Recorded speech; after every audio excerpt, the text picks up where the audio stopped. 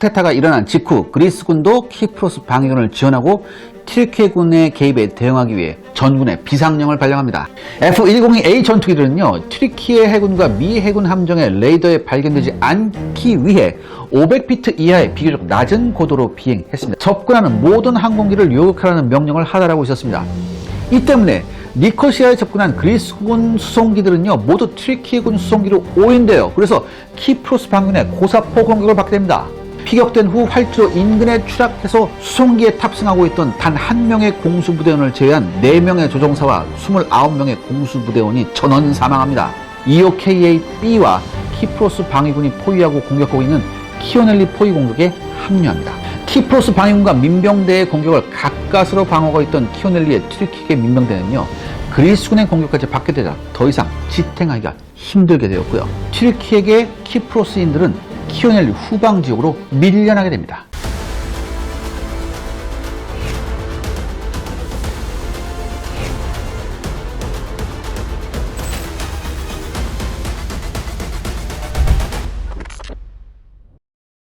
이제 키프로스의 튀르키예군에 이어 그리스군까지 들어왔네요. 네, 키프로스에 최초로 투입된 튀르키예군이 키프로스군을 상대로 차근차근 키프로스를 장악하는 데 성공하고 있었지만 동시에 피해도 계속 늘어가고 있었죠. 더욱이 그리스군까지 개입해서 튀르키예 주민들의 거주 지역까지 위협을 받고 있다는 사실이 확실해졌기 때문에 튀르키예 정부는요, 키프로스에 추가적인 파병을 하기로 결심합니다. 키프로스의 튀르키예 주민 거주 지역을 확실히 장악하지 못한 상태에서 휴전 협정이 체결될 경우 그리스계가 장악하고 있는 튀르키예 주민 거주 지역이 그리스계 키프로스 공화국의 영토가 돼서 해당 지역의 튀르키예 주민들은 극우 그리스 민족주의자인 삼손의 손에 떨어지게 되고, 또한 일부 튀르키예군이 장악한 튀르키예 주민 지역도 그리스계 지역과 심각한 불균형으로 인해 그리스계 지역에 흡수될 수 있었기 때문이죠.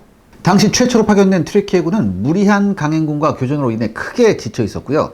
계속되는 사상자 발생으로 사기가 크게 저하되어 있었기 때문에 이들만으로는 신속한 공격이 불가능했습니다. 키프로스 파견 튀르키예군의 원정사령관인 제39사단장 베드레틴 데미렐 장군은요, 하키 보라타스 준장을 제2차 원정군의 사령관으로 임명함과 동시에 키프로스에 추가로 파병되는 기동군의 이름을 사령관인 보라타스 장군의 이름을 따서 보라 기동군으로 명명합니다. 그리고 7월 22일 오전 9시 메르신 항구에서 출발한 보라 기동군은요, 튀르키예 해병대가 최초로 상륙해서 교두보로 확보한 펜테밀리 해안에 상륙을 합니다. 이들은 상륙한 후 오전 11시에 키레니아에 대한 공격을 개시하죠.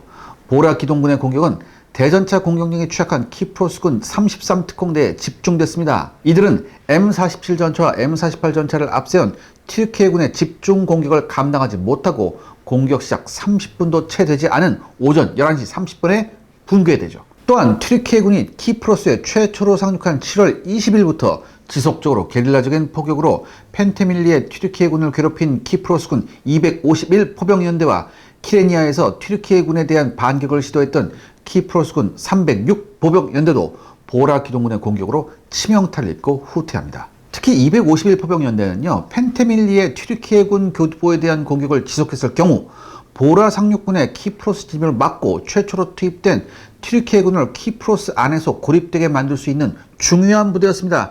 하지만 결국 모든 시도가 실패하고 보라 기동군의 공격으로 피해를 입고 퇴각했죠.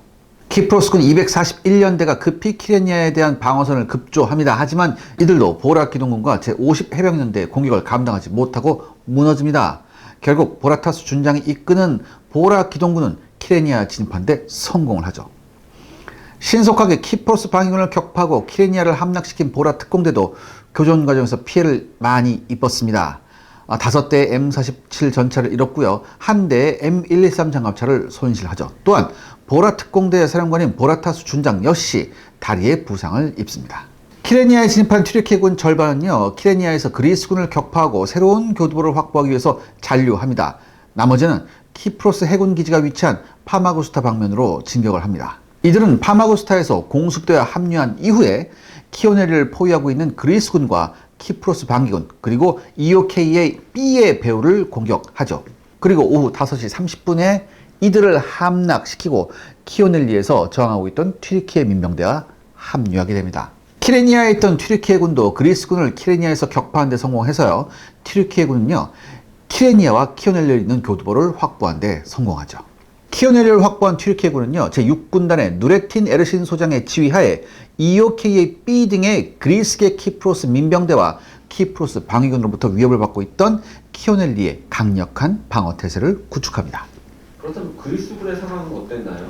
네, 7월 20일 오후 6시 튀르키예와 그리스 양쪽 모두 유엔 안전보장이사회 결의안 제353호를 수용하기로 결정을 합니다. 이에 따라 튀르키예와 그리스 간의 휴전협정이 체결되죠. 따라서 그리스군은요, 키프로스에서 철수하기 시작합니다. 그리스 군사정부는요, 키프로스에서의 군사작전 실패를 계기로 완전히 붕괴가 돼요.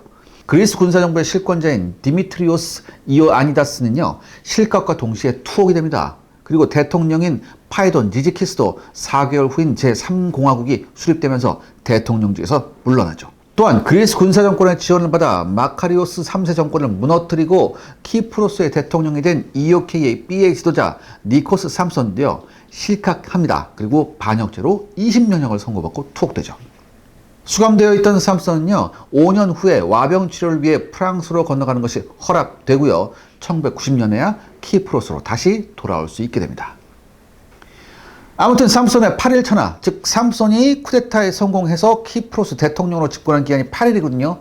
이 8일 천하가 끝나면서 튀르키예계 키프로스 주민들이 적대적인 그리스 민족주의자들에게 포위되어서 학살당할 위기를 피할 수 있게 되었습니다. 그리고 키프로스를 그리스로 편입시키려는 EOKA B와 그리스 군사정부의 시도가 실패로 돌아가고 아틸라 라인을 경계로 북쪽 키프로스 지역에 튀르키예계 주민들이 이주해서 사실상 북키프로스는 튀르키예의 식민지나 다름없게 되죠. 튀르키예군은 키프로스 공화국에 비해 상대적으로 열세인 북키프로스의 안보를 위해 북키프로스에 주둔하게 됩니다. 7월 23일 튀르키예군은 니코시아 국제공항을 접수하기 위해 공항 인근의 유엔 야전 캠프에 거점을 설치합니다. 그리고 키프로스 섬의 유일한 공항을 장차 튀르키예계 공화국이 수립될 북키프로스의 것으로 만들어야 북키프로스에 세워질 튀르키예계 주민들의 공화국이 국제사회와 연결되어 그리스계 키프로스 공화국에 대한 불리한 세력 균형을 만회할 수 있었기 때문이죠. 키프로스 섬에 잔류하고 있던 그리스군은요, 니코시아와 키레니아를 잇는 도로를 통해 니코시아 국제공항을 공격하는 튀르키예군을 방어하기 위해 3개 보병연대를 니코시아 국제공항 방어부대에 합류시킵니다. 니코시아 국제공항이 튀르키예군의 손에 떨어질 경우 그리스군은 영락없는 튀르키예군의 포로가 되고요, 키프로스 공화국과 세계를 연결하는 중요한 거점이 사라짐으로써 키프로스 공화국이 심각한 타격을 입게 되기 때문이죠. 때문에 그리스군과 키프로스 방위군은요, 이 니코시아 공항 방위에 마지막 사활을 걸고 있었습니다. 당시 니코시아 공항은요, 그리스 군단, 그러니까 한마디로 이제 키프로스에 파병된 그리스군하고요, 키프로스 방위군, 그리고 M8 그레이하운드 장갑차로 무장한 공항 전투 경찰이 방어하고 있었습니다. 이들은 니코시아 공항 북쪽에서 튀르키예군이 진격해올 경우 튀르키예군이 공항으로부터 500m 떨어진 회랑으로 접근했을 때 그곳에 모든 화력을 집중시켜서 튀르키예군을 격퇴한다는 방어 계획을 수립했습니다. 이 계획에 따라 키프로스 방위군은 소화기와 분대 지원 화기로 집중적인 화망을 형성해서 니코시아 공항으로 진격하는 튀르키예군 보병부대에 막대한 피해를 입히게 됩니다. 따라서 더 이상 튀르키예군이 니코시아 공항을 향해 진격하지 못하도록 방어하는 데 성공하죠. 엄청난 피해를 입고 인근의 유엔 캠프로 튀르키예군 거점으로 물러난 튀르키예군은요, 니코시아 공항을 방어하는 각 방어진지를 각계 격파하기로 결정을 합니다. 그래서 유엔군 캠프에 배치된 튀르키예군 4.2인치 박격포의 지원을 받으면서 재공격을 시도하죠. 이에 맞서 키프로스군은요, M8 그레이하운드 장갑차와 90mm 무방동포의 지원을 받은 보병으로 응전을 하게 됩니다. 유엔군 캠프에 캐나다군이 도착하기 전에 튀르키예군은 M47 전차를 앞세워 돌파를 시도했죠. 하지만 90mm 무반동포 공격으로 2대의 M47 전차를 잃고 다시 후퇴합니다. 결국 니코시아 공항은요, 그리스계 공화국인 키프로스 공화국의 손에 그대로 남아있게 됩니다. 튀르키예군은 키프로스 침공으로 달성하고자 하는 목표 대부분을 완수했지만 니코시아 공항 점령은 끝내 달성하지 못한 목표로 남게 되죠. 튀르키예군이 이대로 물러서지는 않았을 것 같은데요. 네, 아주 지긋지긋하게 끈질기게 공격을 합니다. 1974년 8월 1일 튀르키예군은요, 키프로스 방위군을 다시 몰아붙이기 시작합니다. 튀르키예 제28사단은요, 키프로스 방위군 316 보병연대를 공격해서 이들을 카라바스 회랑지대까지 축출해요. 그러자 키프로스 방위군은요, 31 특공대, 제321 보병연대, 그리고 제256 보병연대 등을 총동원해서 카라바스 회랑에 튀르키예군을 방어하기 위한 방어선을 구축합니다. 나흘 후에 튀르키예 군은 이 방어선에 해군의 함포 사격까지 동원한 대대적인 포격을 감행하죠. 이에 따라 방위선의 후방에 위치한 키프로스군 제256 보병연대까지 포격에 노출됩니다. 튀르키예 육군 제28사단은 포격 지원을 받으면서 방위선의 카라바스 방면을 공격했고요. 튀르키예 해병대 제61 보병연대와 튀르키예 육군 특공여단도 공세에 참가합니다. 또한 튀르키예 공군도 키프로스와 그리스군의 방어선을 대대적으로 공습하게 되죠. 그리고 8월 8일 튀르키예군은 카라바스의 회랑 지역을 완전 점령하죠. 시청자 여러분들의 구독과 좋아요는 영상 제작에 정말 큰 도움이 됩니다. 여러분들 부탁드리겠습니다. 구독과 좋아요. 그런데 유독 우리나라와 미국의 언론은 해리스 쪽에 많이 기울어 있었거든요. 일기 트럼프 선거 때만 해도 학력은 낮고 하지만 재력은 높은 이런 쪽에서 트럼프를 많이 지지하고, 그리고 학력은 높고 오히려 경제력이 낮은 쪽으로 민주당 지지가 몰리는, 이번에 이렇게 구도가 바뀌었다고요. 트럼프가 과연 예측 불허한 사람인가? 어떤 방식으로 공격해올지가 이제 문제인 거지, 공격하는 방향이 아니게 명확하죠. 이번에 트럼프가 또 되면서 약간 찬물을 끼얹고 이제 지금 테슬라가 최고 수반이 미국의 관료주의를 지적했다는 건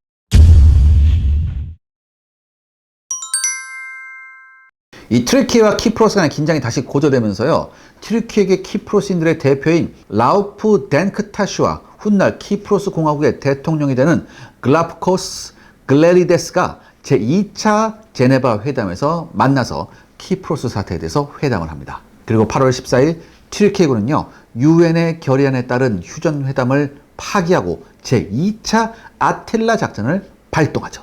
튀르키예 육군 제28사단과 제39사단이 유엔 감시하에 있는 휴전선을 넘어서 진격을 합니다. 그리고 키프로스 방위군을 공격을 하죠.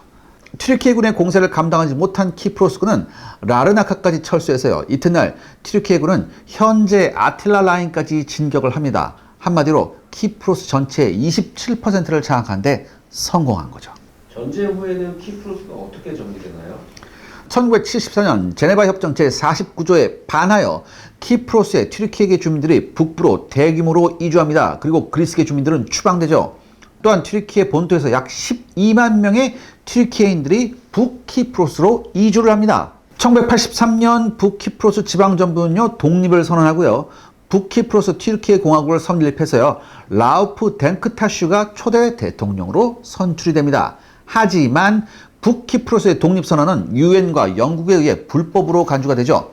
그래서 유엔 안보리는요, 이를 규탄하는 결의안 541호를 채택합니다. 1987년 유엔의 소수자보호위원회는요, 키프로스 주민들이 자유롭게 거주지를 선택하고 재산권을 보장받아야 한다며 강제 이주는 불법적인 인구 정책이라고 밝힙니다. 유엔 안보리는 튀르키예군의 즉각적 철수와 피난민들의 자유로운 거주지 선택을 촉구했으나 튀르키예와 북키프로스 정부는요, 폭력 사태를 우려해서 이를 거부합니다. 그리고 세월이 또 지납니다. 1997년 키프로스 공화국이 단독으로 EU에 가입을 시도하면서 튀르키예와의 갈등이 다시 한번 심화되죠. 특히 키프로스가 러시아산 S-300 미사일 시스템을 도입하자 튀르키예는 F-16C 전투기로 파괴 훈련을 실시하며 긴장이 한층 고조가 됩니다. 국제사회는 북키프로스를 인정하지 않고 튀르키예의 괴뢰 국가로 간주하고 있으며 튀르키예는 오직 북키프로스만을 유일한 합법 정부로 인정하고 있습니다. 그러니까 여러분 생각해보세요. 사실 북키프로스는요, 경제, 외교, 국방에서 튀르키예에 의존하고 있죠. 그렇죠?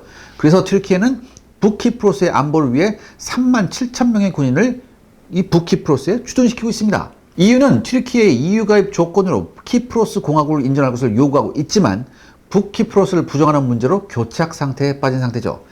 2002년 유엔 사무총장 코피 아난의 중재로 키프로스 공화국과 북키프로스가 만났어요. 여기서 아난 총장이 제안한 통합방안은요, EU 가입을 위한 협력으로 이어졌지만 키프로스 공화국의 거부로 또 무산이 됩니다. 이후 2003년 아난 총장은요, 통합 문제를 국민투표로 결정할 것을 제안을 합니다. 북키프로스는 찬성했지만 키프로스 공화국이 반대해서 재통합은 역시 성사되지 않았죠.